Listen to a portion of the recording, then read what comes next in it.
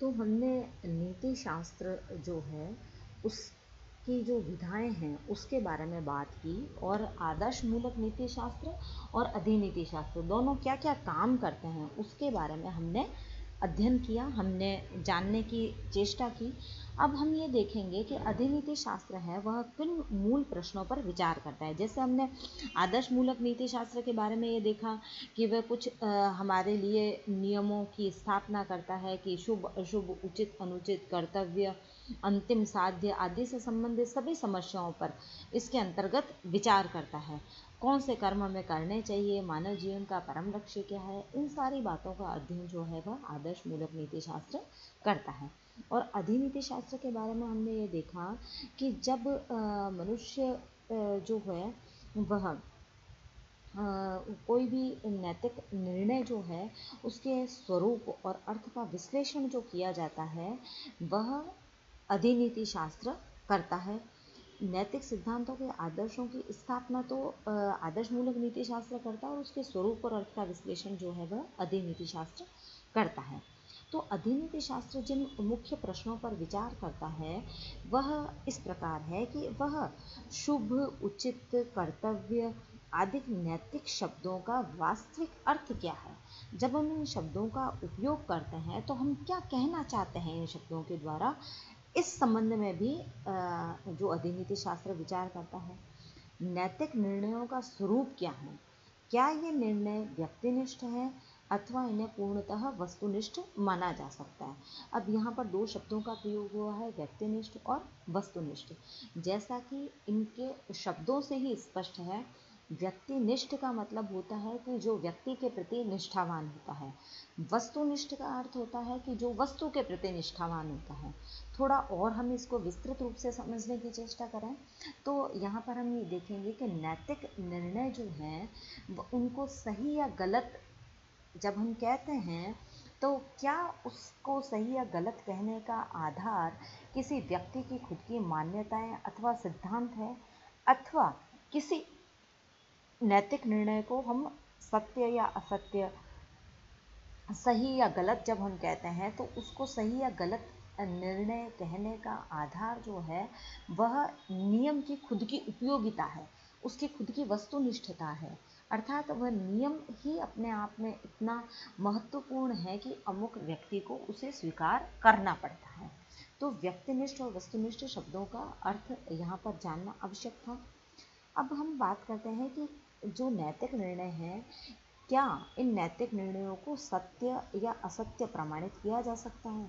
यदि हाँ तो कौन सी ऐसी विधियां हैं जिनके द्वारा हम नैतिक निर्णयों को सत्य या असत्य प्रमाणित कर सकते हैं। फिर जो है वह ये अधिनीति शास्त्र जिस बात पर विचार करता है वह यह है कि किन युक्तियों और तर्कों को नैतिक निर्णयों के औचित्य के लिए पर्याप्त तर्क स्वीकार किया जा सकता है और क्यों। इन तर्कों का स्वरूप क्या है, ये तर्क उन तर्कों से किस अर्थ में भिन्न होते हैं जिनका प्रयोग अन्य विज्ञानों में होता है।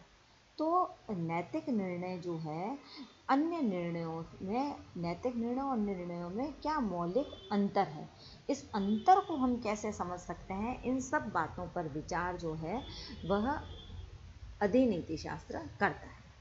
तो अधिनीति शास्त्र जो इन बातों पर विचार करता है वह तटस्थ दृष्टिकोण से करता है और वैज्ञानिक विधि से इसे खोजने का प्रयास करता है। क्योंकि हमने देखा, हमने नीति शास्त्र को विज्ञान के अंतर्गत रखा था, उससे संबंधित संपूर्ण चर्चा हमने पहले की थी जब हमने नीति शास्त्र की परिभाषा जानने की चेष्टा की थी।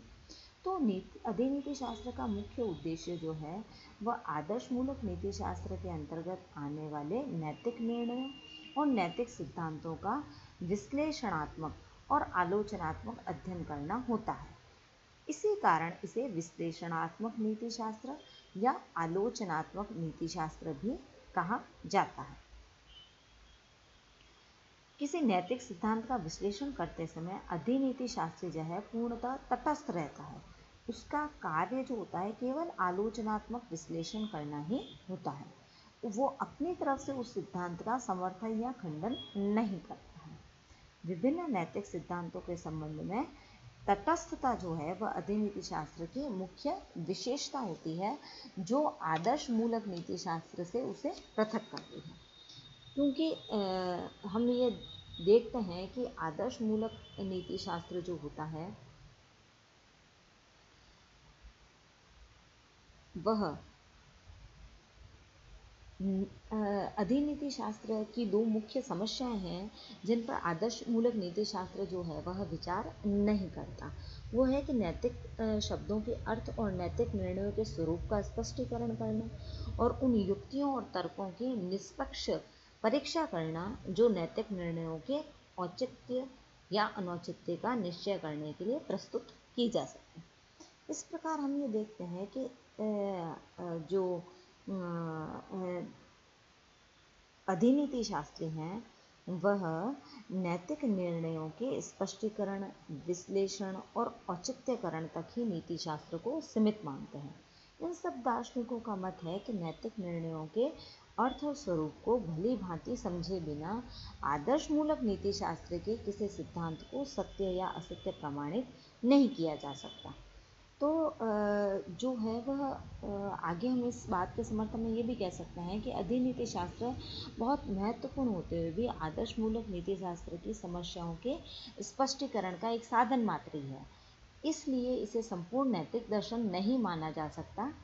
अधिनीति शास्त्र उन्हीं नैतिक सिद्धांतों और निर्णयों का स्पष्टीकरण और विश्लेषण करता है जिनकी स्थापना आदर्श मूलक नीति शास्त्र द्वारा की जाती है। तो अधिनीति शास्त्र को आदर्श मूलक नीति शास्त्र का पूरक माना जा सकता है।